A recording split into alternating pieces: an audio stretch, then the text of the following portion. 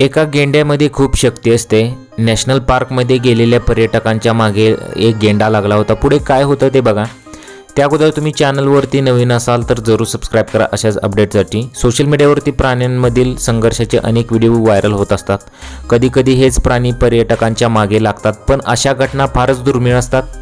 अशीच एक घटना आसामच्या मानस नॅशनल पार्कमध्ये घडली आहे। या घटनेत जंगलात भ्रमंती करणाऱ्या पर्यटकांच्या मागे एक गेंडाच लागला होता। हे पर्यटक जीवाच्या आकांताने ओरडताना तुम्हाला या व्हिडिओमध्ये दिसून येत आहेत। सोशल मीडियावरती हा व्हिडिओ चांगलाच व्हायरल झाला।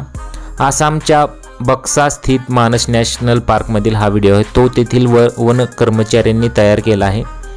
व्हिडिओत एक शिंगी गेंडा वेगाने पर्यटकांच्या गाडीचा पाठलाग करताना दिसून येत आहे। हा गेंडा जवळपास 3 किलोमीटर पर्यटकांचा पाठलाग करत होता। त्यानंतर जंगलाच्या दिशेने आपले पाय वळवतो तो गेंडा।